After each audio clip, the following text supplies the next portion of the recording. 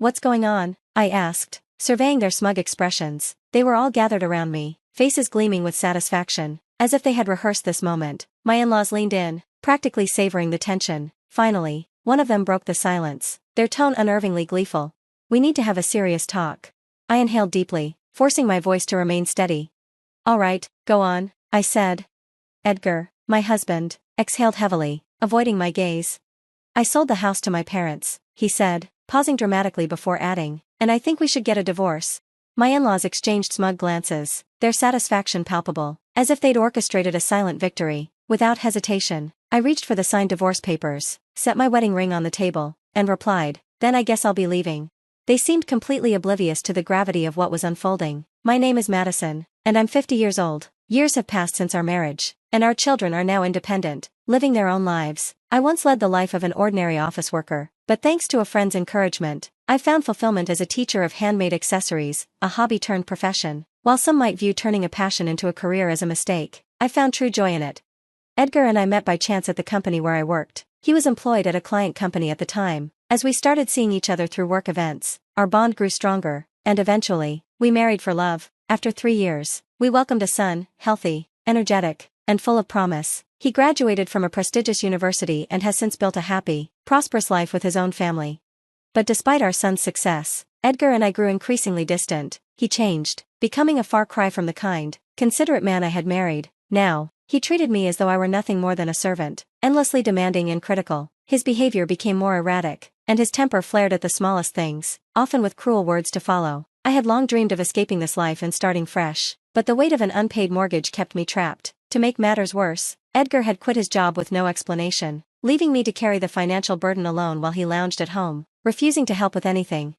The house we lived in had been recently rebuilt, and I was the one who had managed the finances and saved for the project. It was my vision, a home that represented my hard work, my aspirations. I didn't want to leave it behind, especially not in Edgar's hands. The mortgage was one thing, but this house symbolized so much more to me. Every detail, from the spacious kitchen to the layout of the rooms, was carefully planned. Edgar had contributed ideas during the design phase, but I had covered the costs myself, and I wanted my choices to be honored. It was supposed to be the culmination of our shared dream, and I had poured so much of myself into it.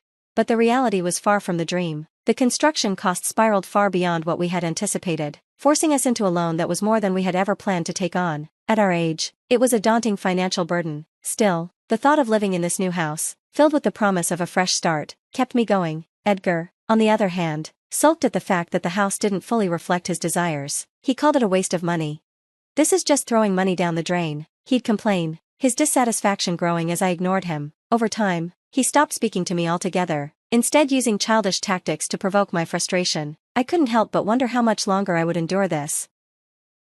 A few months after settling into our new home, the doorbell rang unexpectedly. I stood up, preparing to answer it, but to my surprise, Edgar got up first, almost as if he already knew who was at the door. Before I could say anything, cheerful voices and laughter filled the entryway. When the living room door opened, I was met by none other than my in-laws, Bradley and Emerson. A wave of tension washed over me. I'd always felt uneasy around them. From the moment we announced our marriage, they had been cold and critical, fixating on my lower social status. Their behavior hadn't changed after our wedding, interfering in ways that made each interaction feel like walking on eggshells. Even though I thought we'd moved past their judgment, this unexpected visit took me by surprise. I greeted them politely, but the tension was palpable. They passed by me without a word, deliberately brushing past me with a shoulder bump. As they admired the house, their comments were laced with envy, especially about the spacious kitchen. Edgar beamed with pride as he showed it off. When they left, their faces looked satisfied, but Edgar's demeanor shifted. His voice grew sharp, his anger palpable.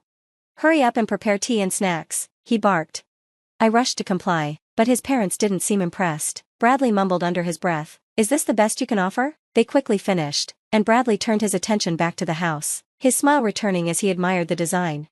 "It's quite lovely," he said, more focused on the interior than anything I'd served.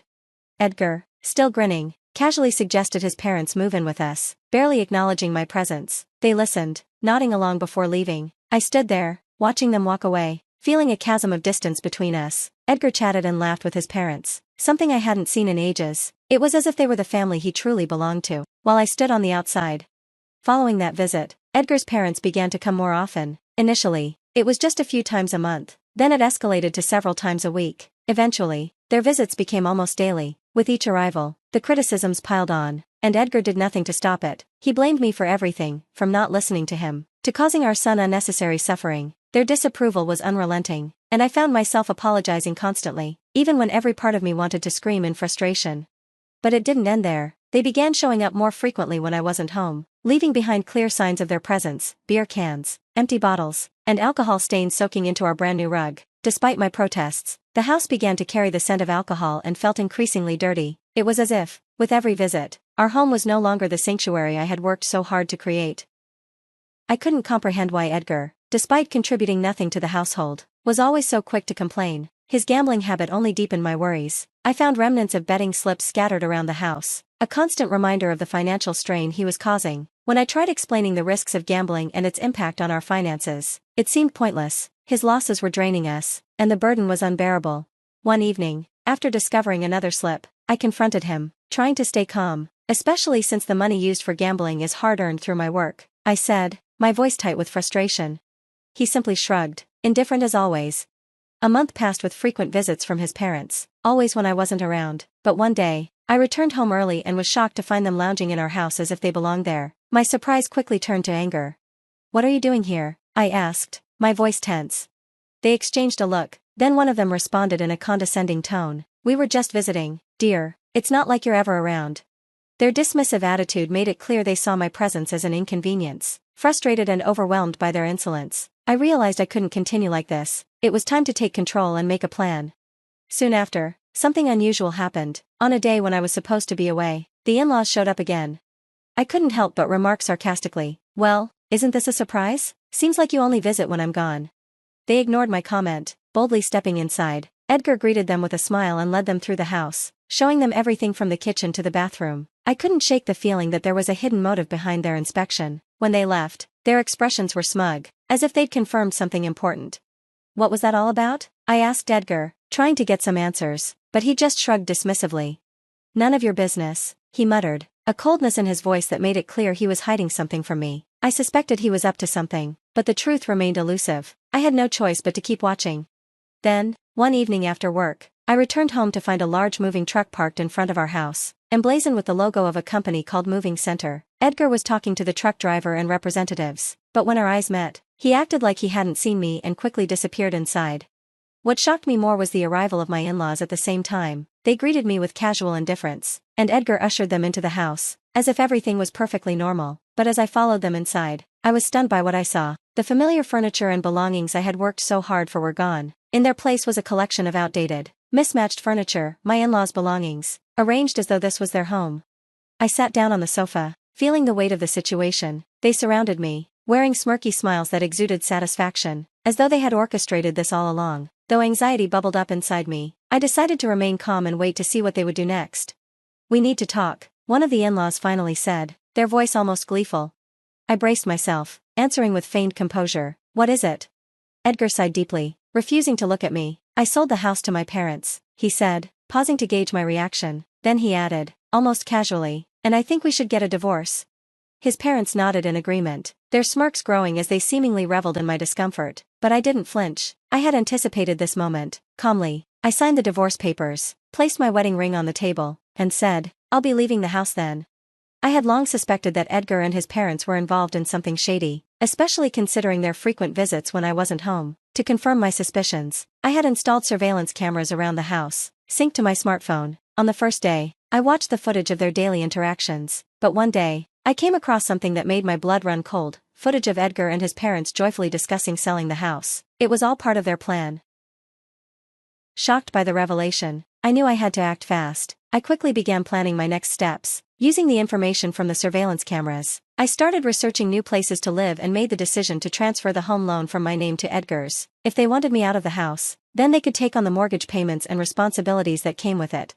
The mortgage, a hefty $1,900 each month, had always been paid from my hard-earned salary. I doubted Edgar and his parents could handle such a financial burden, and I was determined not to offer any help. Free from the toxic environment, I moved into a new home, well-decorated, filled with fresh furniture, and ready to embrace a new chapter in my life. On my day off, I relished the idea of resting and sleeping in past noon, but just as I was about to drift off again, the doorbell rang sharply. I was startled to find Edgar and his parents standing at my doorstep, uninvited. "What are you doing here?" I demanded, stepping in front of the door to block their entrance. Without a word, they barged past me and unfurled a document in front of me. "You changed the name on the house loan without our permission," Edgar snapped, his voice full of accusation. I raised an eyebrow, still in disbelief at their audacity. "Yes, I did. After all, you wanted me out, didn't you?" Their faces faltered, and they stammered that they were unemployed and couldn't afford the monthly mortgage. Edgar, frustration spilling over, shouted, "We can't pay that amount." I crossed my arms, my tone steady as I explained the consequences. "If you don't pay, the interest and late fees will pile up, and the bank won't care about your situation." At first, Edgar seemed unconvinced, but after a quick search on his phone, his face drained of color. "What are we going to do?" his mother muttered, her voice shaky. I shrugged, my voice calm but firm. "Maybe look for a job. It's time for a fresh start." Their faces paled further as they grasped the severity of the situation. They admitted they had no savings, no assets, and Edgar was weighed down by gambling debts and a lack of stable income. Desperation crept into their voices as they pleaded with me for help, reminding me of the years we had spent together. "We've been through so much," Edgar added, his tone more pleading than sincere. I felt no sympathy. I stood tall and shut the door in their faces, saying simply, "I'm done. You made your choice." Frustrated and unable to get through to me, they took the matter to the police, but the officers eventually removed them from my property. The situation became too much for them to handle, and they moved into a small, affordable apartment on the outskirts of town. Edgar found a part-time job, which barely supported his family. As for me, my life moved forward. I kept my focus on my work and continued to build a future for myself. In my free time, I started a blog about handmade crafts, and to my surprise, it began to gain traction. My monthly income doubled, and requests for workshops and courses poured in. I had no intentions of remarrying. I was content on my own, navigating life independently. One day, while sorting through some old items, I stumbled upon the household account book from the early years of my marriage. Holding it in my hands brought back memories of the financial struggles we had faced together, but now, with a sense of resolve, I placed it back on the shelf, knowing that I was building a new life and a new happiness on my own terms.